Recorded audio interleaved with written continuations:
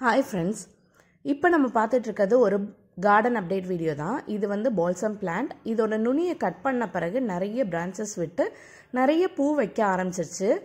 பாருங்க, இப்போ மொட்டும் பூவும் இருக்கிற மாதிரி காமிச்சிட்டு இருக்கேன்.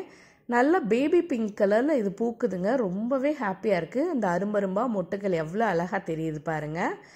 எல்லா பிரான்ச்சஸ்லையுமே பார்த்தீங்கன்னா ஆல்மோஸ்ட் வந்து பூ வைக்க ஆரம்பிச்சிருச்சு. நல்ல குட்டி குட்டியாக அழகாக இருக்குது. பார்க்கவே க்யூட்டாக இருக்குதுங்க. இந்த பேபி பிங்க் கலர் வந்து எனக்கு ரொம்ப பர்சனலி பிடிக்கும்.